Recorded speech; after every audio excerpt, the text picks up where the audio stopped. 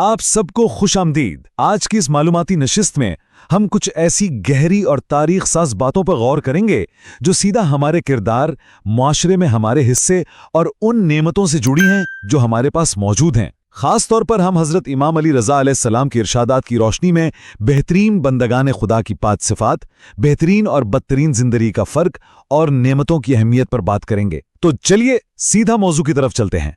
असल माखज़ की तरफ जाने से पहले ज़रा सोचिए, हम आजकल कामयाबी को किस तरह नापते हैं। हमारा जदीद मुआशरा तो बस पैसे और मादी चीज़ों के पीछे भाग रहा है ना? लेकिन अगर इसे तारीखी और रूहानी पैमानों पर परखा जाए तो क्या कामयाबी का असल मकसद सिर्फ यही है, या फिर इसकी कोई और भी गहरी और बड़ी हकीकत मौजूद है? तो चलिए सबसे पहले इनफरादी सतह की बात करते हैं। एक मिसाली इंसान कैसा होता है, यानी बेहतरीन बंदेगाने खुदा की वो 5 खास सिफात क्या हैं जो इमाम अली रज़ा अलैहिस्सलाम ने बयान फरमाई हैं।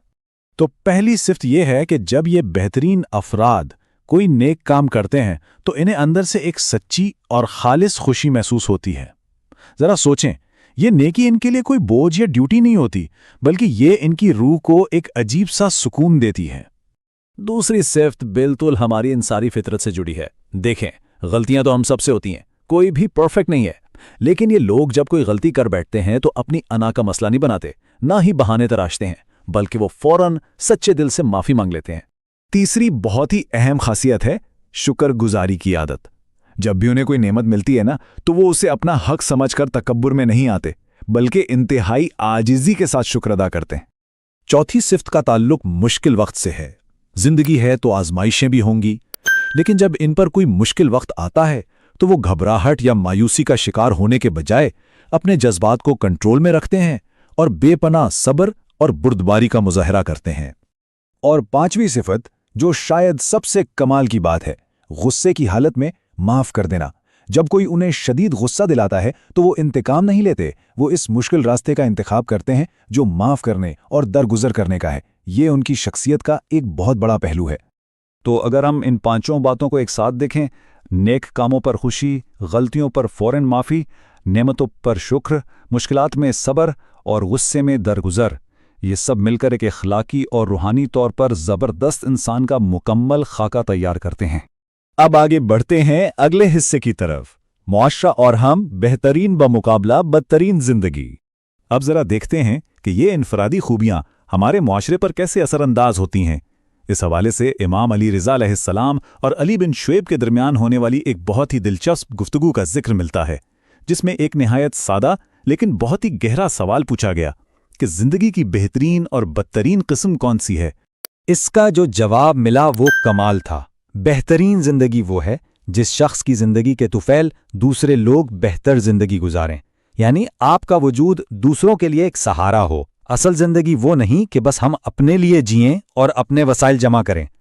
और इसके बिल्कुल बरक्स, बदतरीन जिंदगी वो है जिसकी ज़ात से किसी दूसरे को कोई फायदा या भलाई ना मिले, वो वजूद जो सिर्फ और सिर्फ अपनी ज़ात तक महदूद हो। कितनी सख्त लेकिन सच्ची बात है ना? इन दोनों के दरमियान जो फ़र्क है वो बिल्कुल वाज़ेह है।